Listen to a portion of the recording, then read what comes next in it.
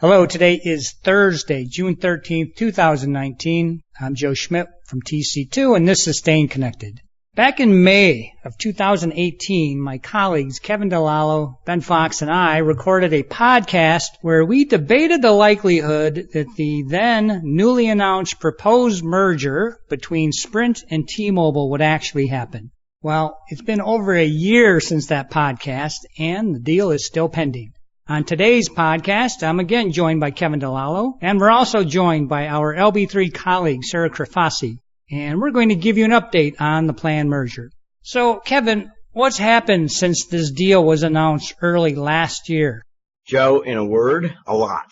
But not much of that has been good for Sprint or T-Mobile. First off, the staff at the Department of Justice's Antitrust Division are concerned about the loss of a fourth major wireless carrier following the merger, and so they've been reluctant and slow to move the merger forward.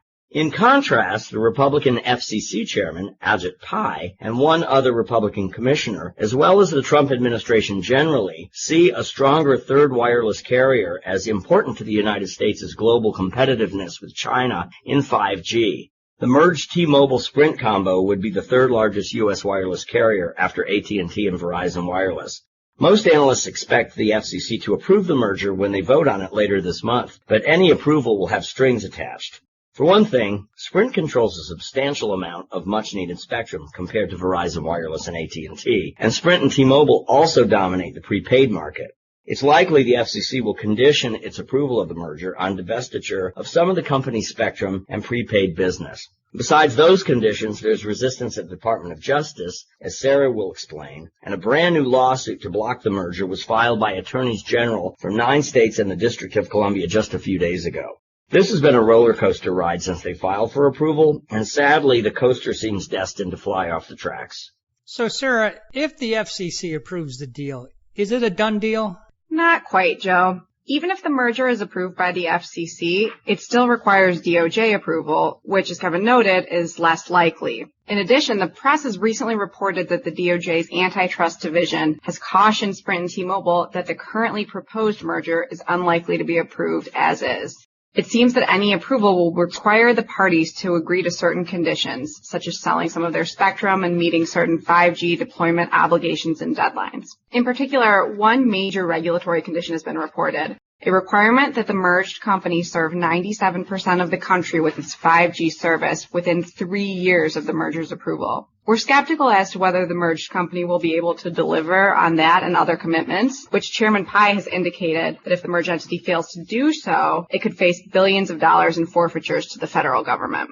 The DOJ is also concerned about the effects of the merger on consumers. Specifically, the agency is worried that replacing 2 smaller carriers known for their very aggressive pricing with a stronger single carrier would reduce competition and the options available to consumers. That being said, it's important to distinguish between the impacts of the merger on individual consumers as opposed to enterprise customers. So as you guys know, we at TC2 and you at LB3 have been buying wireless services for a long time, and we do this all over the world. And I personally have never seen that play out, where having only 3 mobile carriers somehow makes the market less competitive. Frankly, you'd be very hard-pressed to find many countries where there are more than 3 strong facilities-based wireless providers. No kidding, Joe. We can't hazard a guess as to the impact of the merger on individual customers, but we at LB3 do believe that the impact on enterprise customers will be positive. Most of our clients rely principally on Verizon Wireless and AT&T for the majority of their wireless service needs, and the result of that has been a de facto duopoly in which the 2 leading providers don't compete meaningfully on price or contract terms. Although most of our clients don't rely on Sprint or T-Mobile for more than a negligible portion of their wireless traffic, that could change with a stronger combined company.